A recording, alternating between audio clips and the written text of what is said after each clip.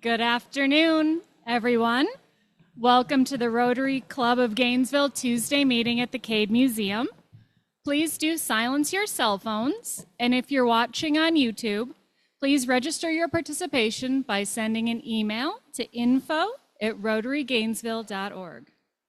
And now, if you would please join me in the Pledge of Allegiance.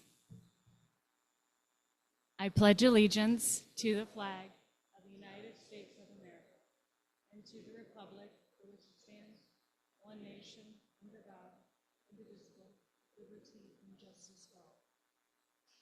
We have some May birthdays of our Rotarians, and in just a moment, we'll have Ernie at the podium to sing happy birthday with us. But first, if you are a May baby, please bring your dollar over to our president, John Thomas. Patty Chapman, Mike Conroy, Wes Eubank, Marcia Eubank, Nancy Hart, Buddy Irby, Ryan Kremser, Susan Maston, Shane McIntosh, Jolene Miller, Lisa Mueller, Dominic Scorpio, Harry Shaw, Pizza Bill, Tom Summers, Marianne Westphal, and Doug Wilcox. And now, Ernie, if you join me to sing happy birthday to our Rotarians. Well, I told Jen I could sing like a bird. I didn't tell her it was a vulture. Let's sing together, happy birthday. Happy birthday to you. Happy birthday to you. Happy birthday, fellow Rotarian. Happy birthday to you. And before Ernie gives us his invocation, if you would, today is Ernie's last invocation with the club before he heads to Deltona in his retirement. Last prayer, but I'm going to be here through the end of June, so I'm not going anywhere. So if you want me to pray again, I'll pray. While this is my last prayer, I am willing to pray because I'm still here till the end of June. I'm leaving this afternoon to go to my retirement home in Deltona just for the rest of the week. I'll be back, in the middle of next week. I won't be here for next week's meeting. If you need me to pray, I will pray. I'm here. As long as I'm in the club, I will be more than willing to do that. It is certainly my blessing to have been part of this club, and prayer is an important thing for all of us, isn't it? Just to know that we have someone we can go to who hears our prayers and is always willing to help guide this club, and I'm going to pray for that this morning. Let's pray. Creator and sustainer of all that is good or ever will be, accept our thanks for this day and all its blessings. We ask that you guide and direct our club and its leaders and our actions. Grant that each of us may feel our responsibility to Rotary, to our community, and to our country, and indeed to all countries and all peoples. We ask, Lord, that you also bless this young scientist who will present projects today. For within her young mind and their young lives lies the discoveries of tomorrow. Bless our fellowship and bless this food to the nourishment of our bodies in your service. Amen. God bless.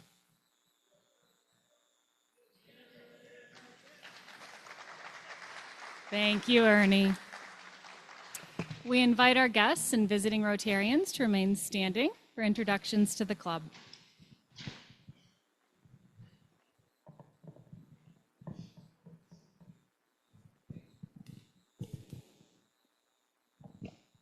Hey, Rotarians, Ryan Kern here. As part of our agenda today, we have some very special guests joining us, so I'll introduce them by families.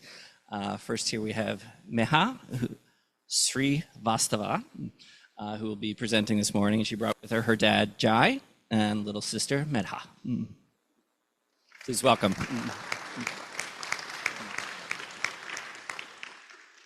Great. Also joining us today is Aradhya, and her mother, Sandhya. Yes, Thank you. Please give him a big Rotary welcome.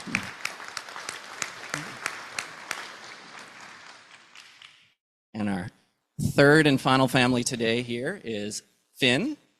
I'll read. And he brought mom and dad, Jason and Sade, and little brother Henry. And you're good. Thank you.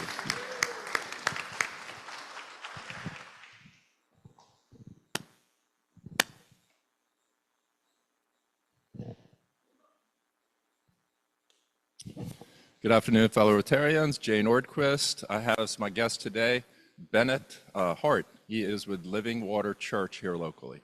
Please welcome him.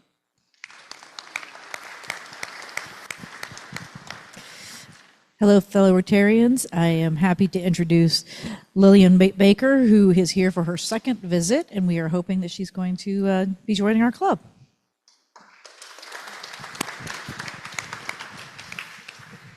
Thank you all for joining us for lunch this afternoon.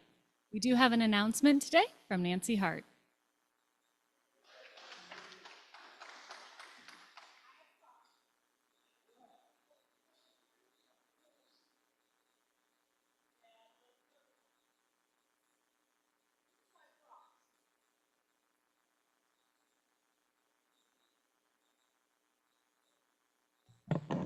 I'm here today to make a pitch for our charity of the month, which is Helping Hands Clinic.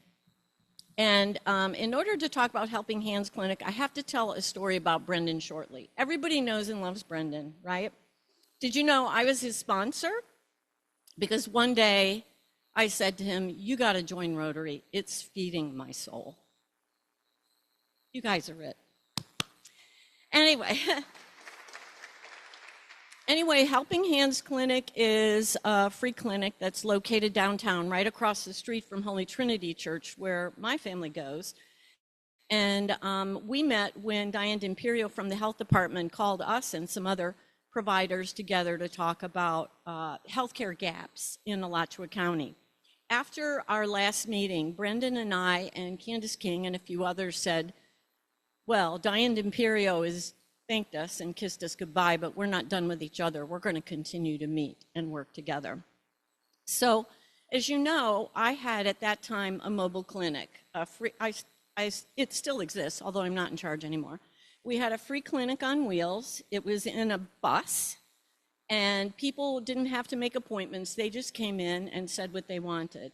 And we were always interested to note that most of our patients were women.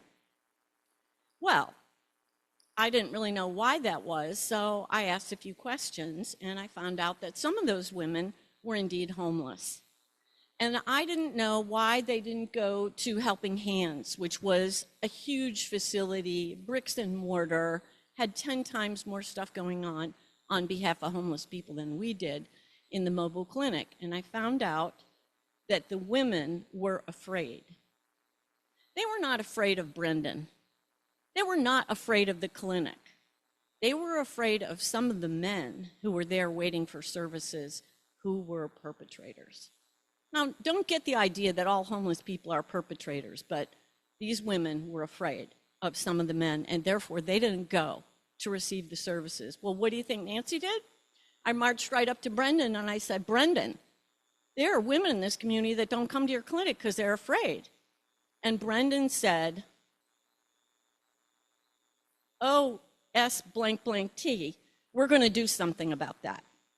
And knowing Brendan, and I don't know exactly what happened next, but my guess is he got the women in his church together and said, look at our building and figure out what we can do that would make women feel safe here. So they took the top floor of their clinic, which is in a house, and they converted it into sort of like a spa for homeless women. There were showers, hairdressers came to give them haircuts. They created a boutique where members of the church would bring cosmetics and sanitary products and clothing for them. And they had a support group there. And I went and visited it one day and I said, wow, this is really, really, really better. And the last time I talked to Brendan about that accomplishment, which was many years ago, it was probably 10 years ago, right? Brendan said, we have as many women visiting Helping Hands Clinic as men now. And I think that's remarkable. So what do you need to do as Rotarians? Well, today I was in Publix buying some food because we're going to feed the women builders at the Habitat for Humanity Women Build House this weekend. And I don't know about you, but I always cruise that little kiosk where stuff's half price. Now, all the guys are going to think this is gross. These were $2 for $19. $2 for $19. Now, if you're a guy, you're looking at these going, ew, I'm never buying those. But if you're a woman, you're looking at these going, wow, that's a really good price. I'm going to check that out. And then the other thing I did was, you know how when you go to the department store and buy your cosmetics, they give you this little bag with all these samples in it? I got a whole bag of samples. And so I'm going to give all this stuff to Brendan, but I want you to know, check through your drawers. See if you have some gently used clothing that people who are homeless could use. See if you've got some bug spray. I found I had some bug spray. I bought a little bit of sunscreen, which was on BOGO. But if you're Brendan and you ask him what he wants, I promise you what he's going to say. Cash. Cash. Because they know what the people need. We don't. But he did give us a list. So anyway, Rotarians, please help Brendan this month. He does an amazing job there, and it's a great service to our community. Thank you, Brendan. Love you guys.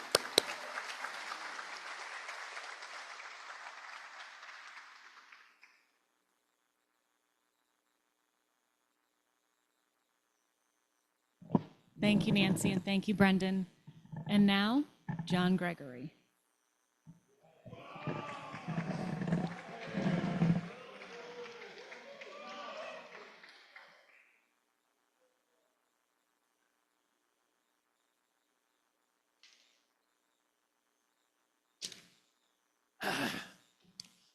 This poem is, can you turn it up a little bit?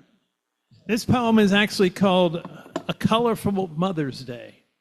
You know, Mother's Day is coming up next Sunday. There you go. Okay. A little girl knowledge about weddings she'd lack. The bride in white, the color of happiness, replied Mom back. The girl thought about this, questioned Mom with, so why is the groom dressed in black? Mrs. got a hamster skin coat, for real. Had a great time at the fair. What a deal. The only problem was, had some trouble, cause it took an hour to get her off the Ferris wheel. Oh.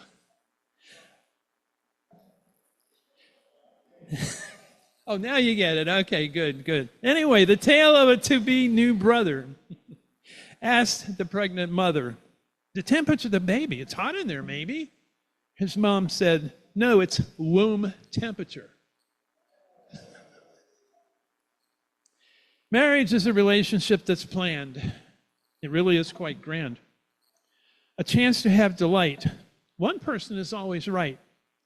The other is the husband. Have a happy Mother's Day.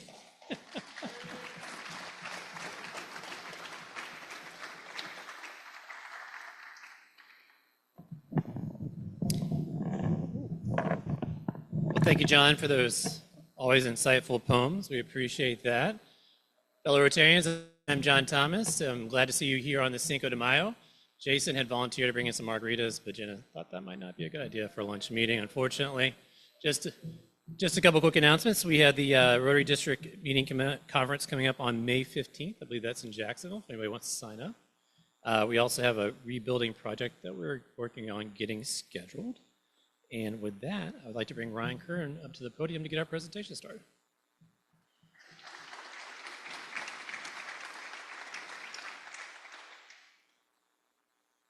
Good afternoon, Rotarians.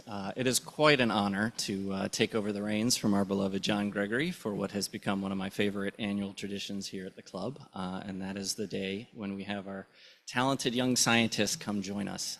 So please prepare to be dazzled. I remind you, these students all not only excelled locally, but moved on regionally and were recognized at the state level for the work they did. So these young folks are joining us. They are 7th and 8th graders from our local middle schools. They have done some exceptional work to receive recognition and are thrilled to be here with us to share what they're doing with you and their families. So I'm going to welcome first to the podium from Micanopy Academy is Finnegan. I'll read.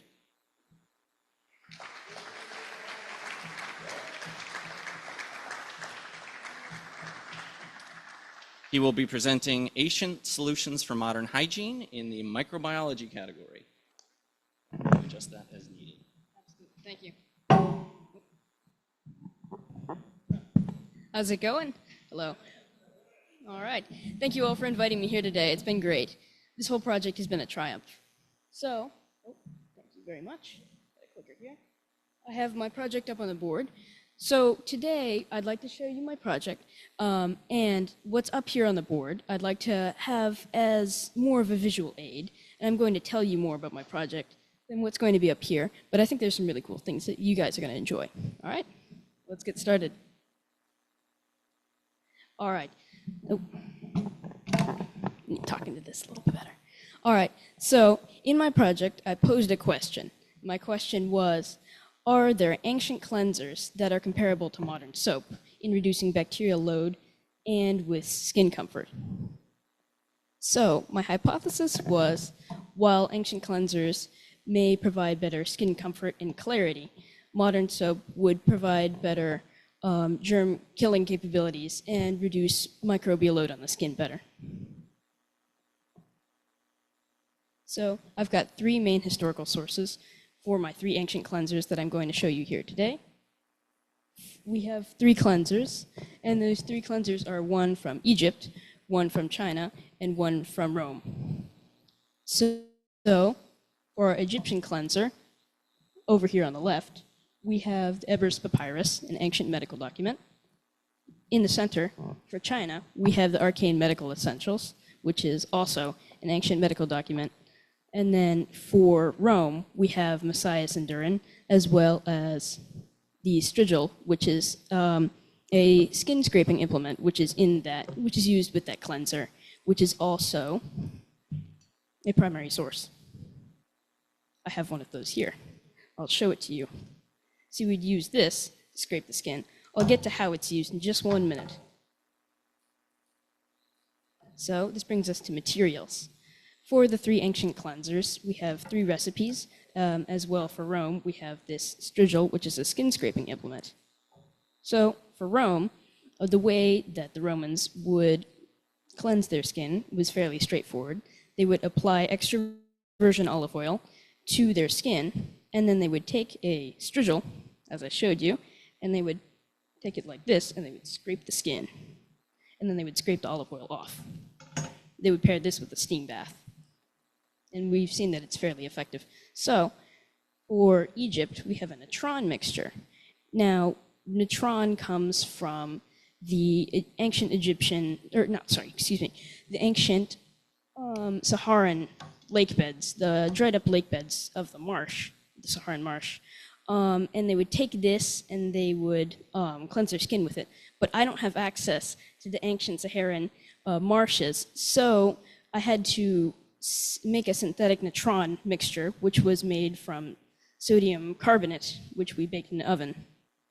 And then lastly, for the Chinese cleanser, we had various different Chinese herbs and plants, which we took and we ground up into a ball to then cleanse on the skin. For the ancient natron and the Zhaodu soap bean, which is for China, those were just paired with water. So you would take those and you would apply a bit of those to the skin, and then you would wipe that off, and or you would put on water. You would apply the water to the skin after applying the cleanser, and then that would be washed off.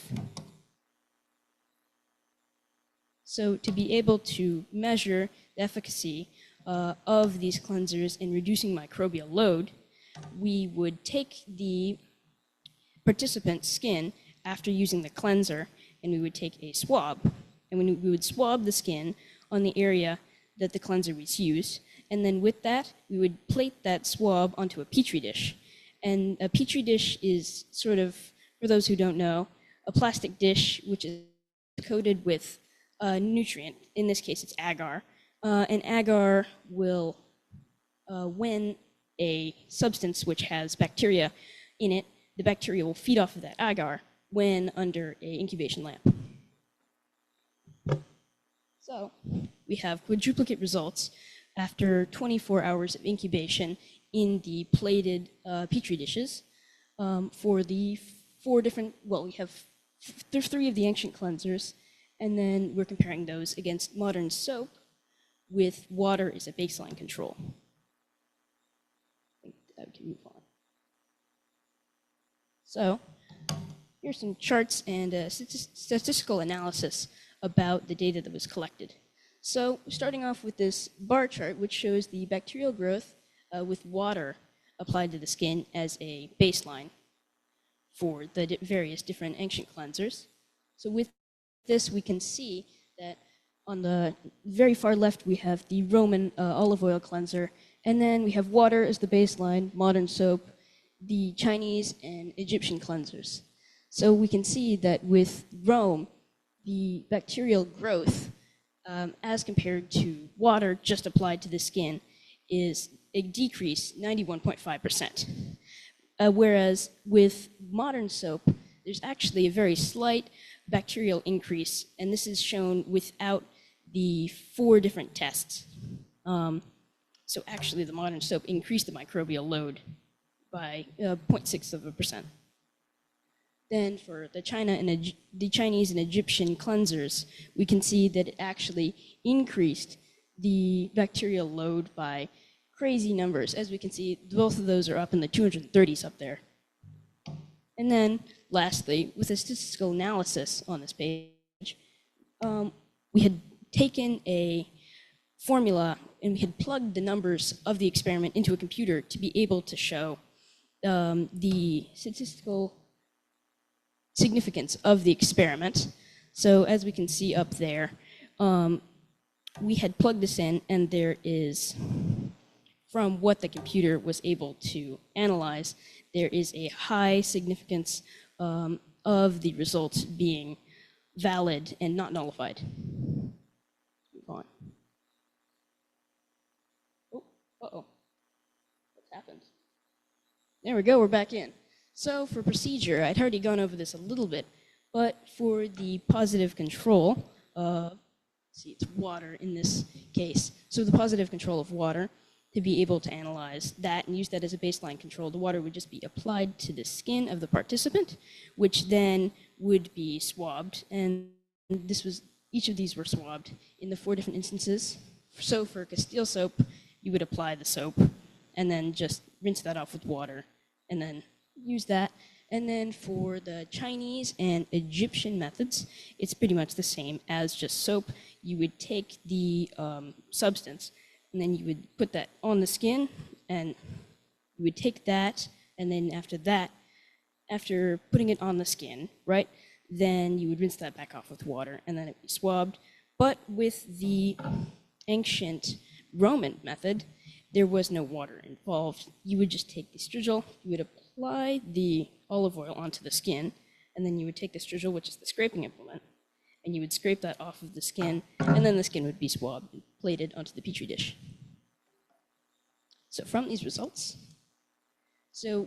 before I go into the results, I also paired the overall bacterial presence after using the skin cleanser with the, we used a participant questionnaire.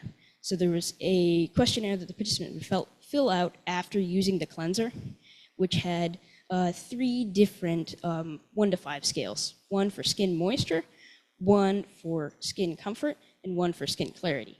Now, that was more subjective, and the participant size was only 1, because that's what the science fair would allow. But, but because of the subjectiveness, it's less scientific. But the thing that we're mostly looking at here is which one produced the least bacterial growth on the Petri dishes. So Excuse me, that was exciting. Here we go. I'm just gonna hold this for now. I can't get it back into there. All right. So for the highest user rating, it was the modern Castile soap, which provided the best comfort, right?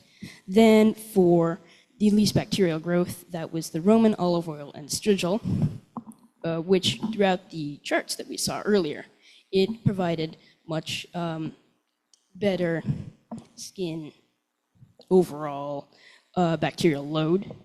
And then the overall winner, pairing the questionnaire with the Roman olive oil, pairing the questionnaire with then the results, we can see that the Roman olive oil and strigil method was the most effective of the methods tested. Lastly, this leads us to our conclusion slide.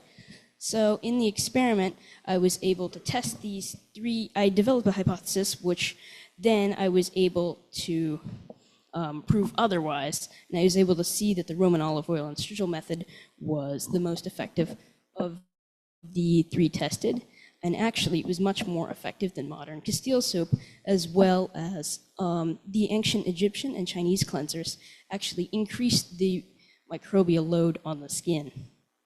So this pretty much sums up the project presentation. Thank you all for inviting me here today. That was my project, and now from these results we can see that the Roman olive oil and strigil was more effective, and if I was going to do another project in the future, I would like to test the efficacy of the strigil, which proved to be very effective with the other, with possibly other oils that they had used during that time period, and compare that against soap, using soap as a baseline control. Anyways, thank you very much. All right, thank you. Great job. Thank you very much.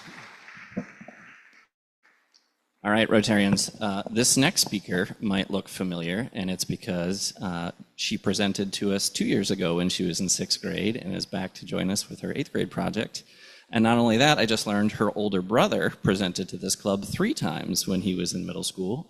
He is now a college senior headed into a pre-med track, and just recently won an award in this very building a couple of nights ago for a big idea. So his underpinnings in science have continued on, which is great. So this is a very exceptional family. So please welcome to the podium Aradhya Kasala with her project. Hello. Good afternoon, respected club members. Thank you for having me today.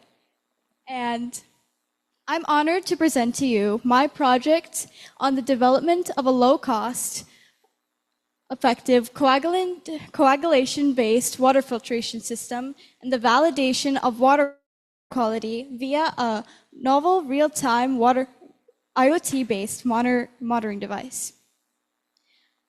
This won first place in the state science fair, and I'm really honored to show it to you today.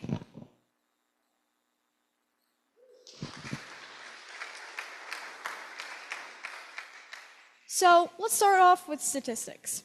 So 75% of the world is covered with water, and only 2.5% of that is fresh water, and 1% of that is readily accessible for human consumption. So 2/3 of it is locked away in glaciers, and less than 1% is readily accessible. So contaminated water sources are linked to numerous health risks, including neurological disorders and diseases.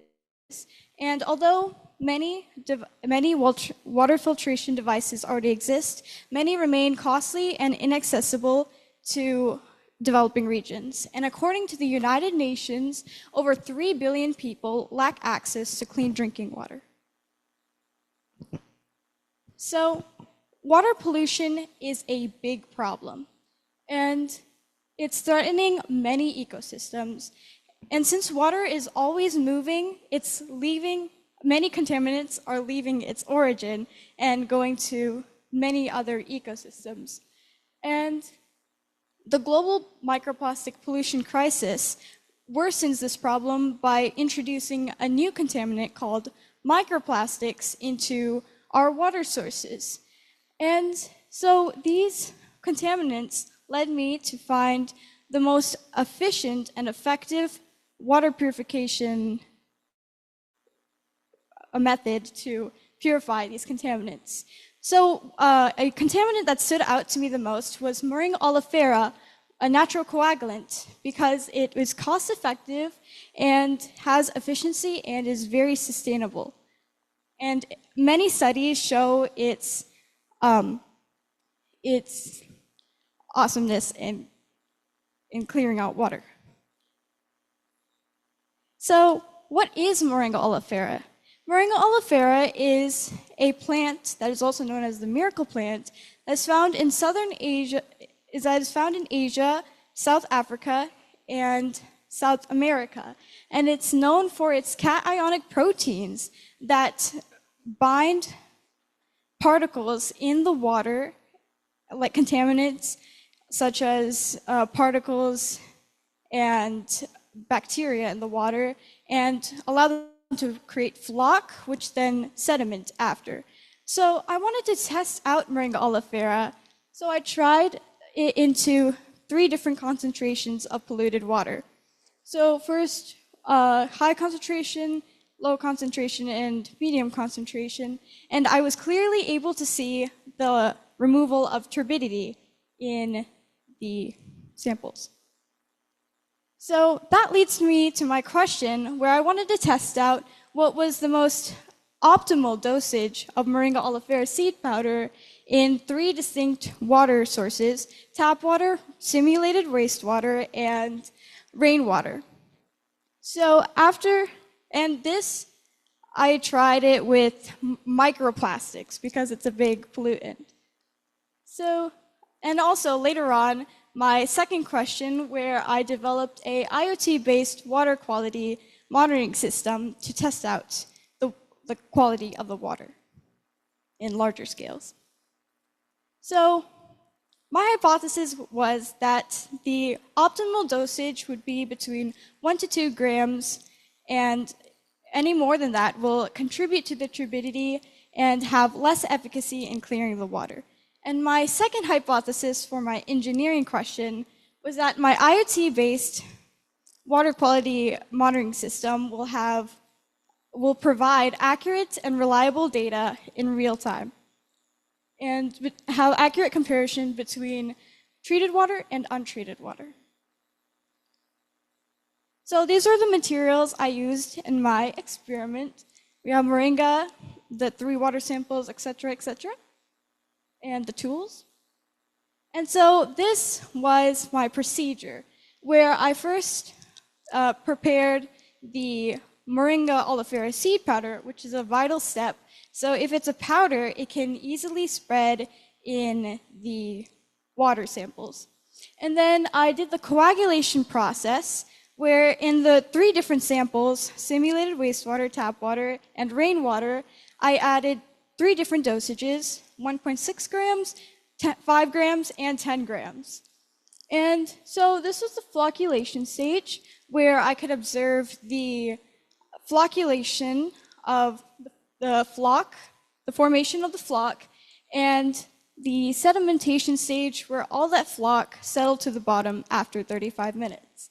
So during the flocculation stage, I also put these samples underneath the microscope. So on the far right, you can see a microscope image of the contamination, where there's like high levels of particles in the water.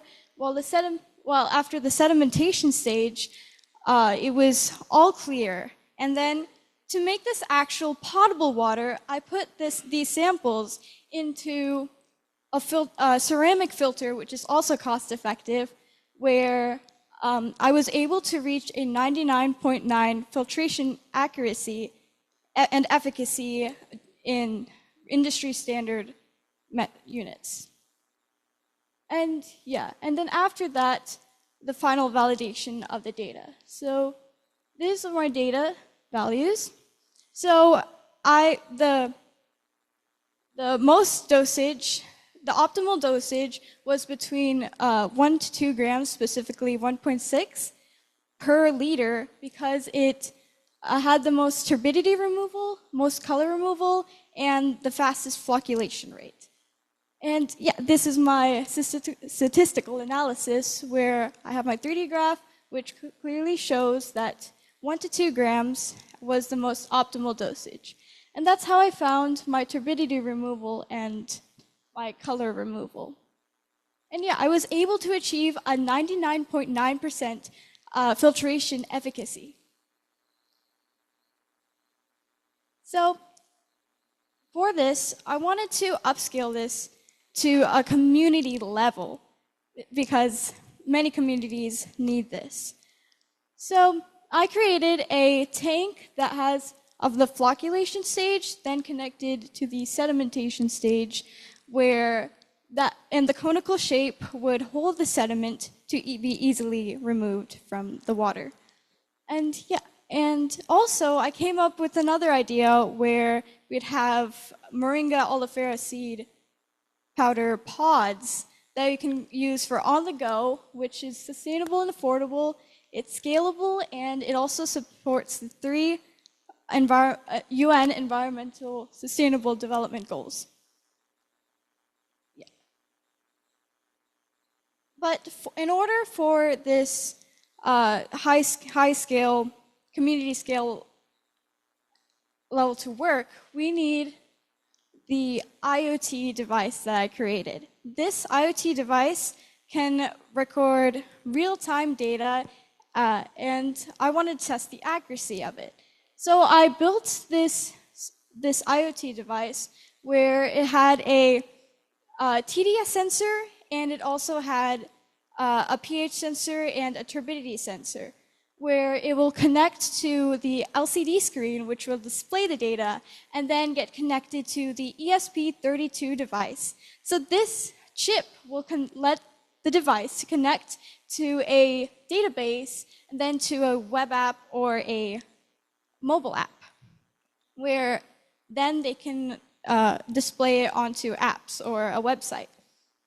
So yeah, this system is designed to provide a scalable, data-driven solution for global water quality monitoring and sustainable potable water access, and provide data reliably. And I tested the accuracy of this device. Is that initially I used tools like a turbidity sensor, a TDS sensor, and a pH sensor, where it gave similar values of that to my device. So it had exact or similar values with this IoT device, which proved the accuracy of the IoT, Internet of Thinking device.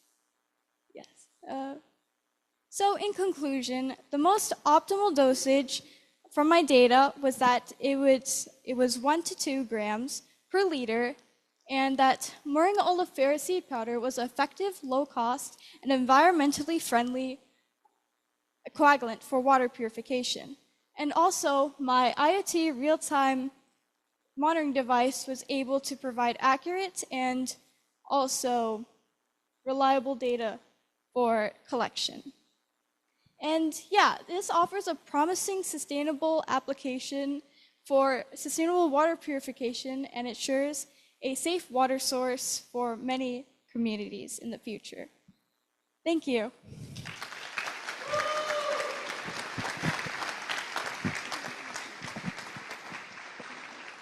Oh my gosh, that was incredible, and I hope makes you all think about what you were doing with your free time when you were in 8th grade.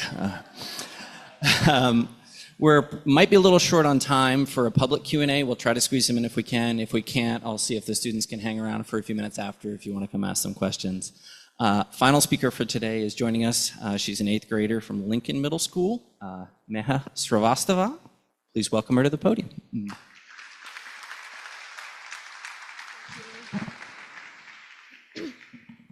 Hello and good afternoon to everyone. Today I'll be presenting my science fair project on how different types of food influence microbial activity in a simulated gut environment. This project focuses on how everyday dietary choices can affect behavior of microorganisms that play a critical role in human health.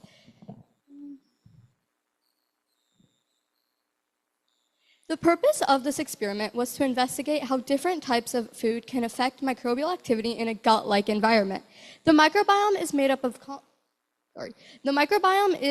of a complex community of microorganisms that are essential for digestion, nutrient absorption, and your overall health. These microbes rely on the nutrients we consume, meaning diet is one of the main factors influencing their activity. In this project, I compared high-fiber foods, such as fruits, with low-fiber processed foods that are commonly found in today's modern-day Western society. Fiber is important because it's not fully digested in the upper digestive system, allowing it to reach the colon where bacteria can ferment it. There are also different types of fiber. Soluble fiber dissolves in water easily and is easily fermented, while insoluble fiber does not dissolve, but supports digestion and movement throughout the gut. In contrast, processed foods associated with a Western-style diet are typically lower in fiber and may not support beneficial microbial activity as effectively. Because of this, fiber-rich foods are often considered better for you and your gut health. And to model this, I used probiotic yogurt as a source of live bacteria, as yogurt contains two main bacteria that are found in your gut, being Lactobacillus and Bifidobacterium. And then I observed changes such as cloudiness, gas production, and liquid formation over time. This led to my research question. Will a Western-based diet or a fiber-based diet cause healthier bacterial growth in a gut-like biome? My hypothesis was that if you primarily consume a fiber-based diet, then you will show healthy growth in a gut-like biome. This is because fiber acts as a substrate for bacterial fermentation, meaning it provides microbes with energy to grow and carry out metabolic processes. The independent variable in my experiment was the type of food, being the high fiber and the low fiber foods, my apple and banana versus my white bread and cereal. The dependent variable was the microbial activity, which I measured through qualitative observations such as cloudiness, bubble formation, odor, and liquid production. These indicators reflect fermentation and microbial metabolism. I also controlled variables such as the amount of yogurt used, amount of food, the temperature, environment, size of samples, the duration of the experiment, and I did all of this to ensure that any differences observed were due to the type of food and due to the type of food only.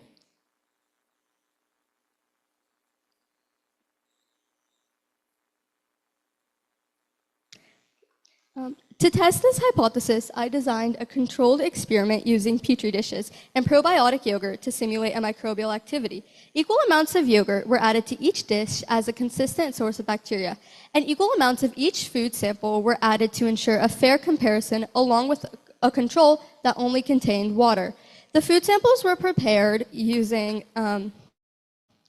The food samples were prepared to increase surface area, allowing more interaction between the microbes and the food. Each dish was sealed using parafilm to reduce contamination and placed in a controlled environment at room temperature for 72 hours. Observations were made every 12 hours without opening the dishes, and I recorded qualitative changes such as cloudiness, gas production, moisture, color, and odor. These changes acted as indicators of microbial activity. As shown in the images, this comparison was done between my hour 0 and my hour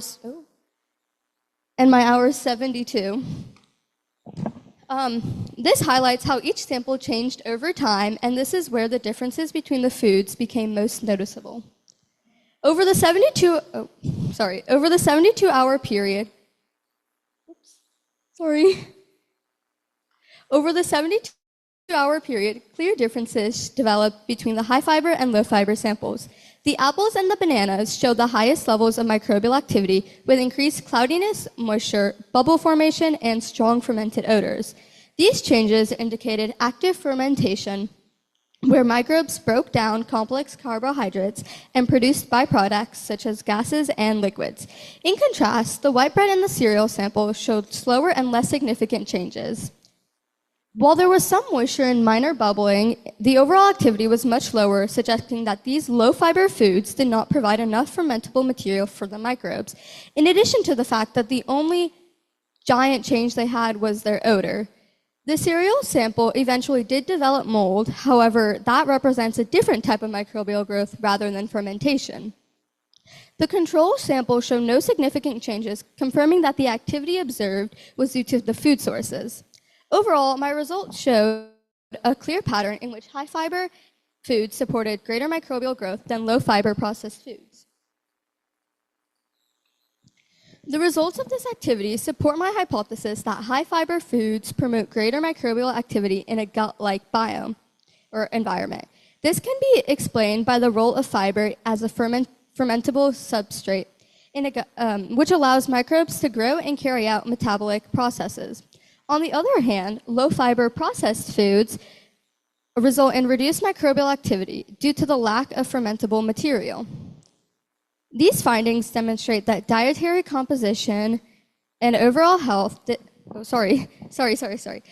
findings demonstrate that dietary composition directly influences microbial behavior. Since the gut microbiome plays a major role in digestion and overall health, this suggests that consuming a rich diet in fiber may help support microbial activity and improve gut function.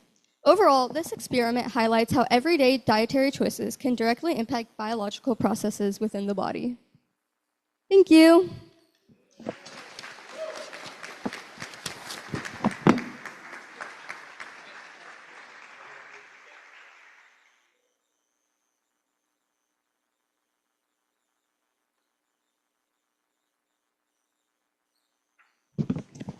Well, thank you so much to all three of you. If you don't mind sticking around, we'll have Rotarians come up and ask you a couple questions. We kind of have run out of time.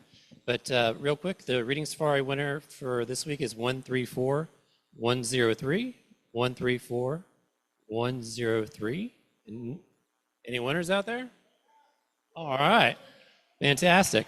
Next week's speaker is Elijah Gurman with Pickles. It's going to be very exciting, so make sure you bring a guest.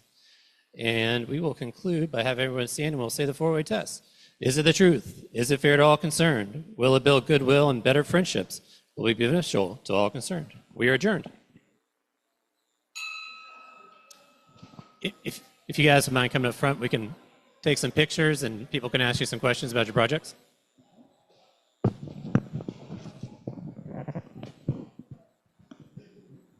I don't know how to make that thing back in there. Amazing. Oh, that's okay. That's not necessary. Thank you, Wes. We'll just make sure they get group pictures. All right, swing around this way. We'll get a group picture. Great job.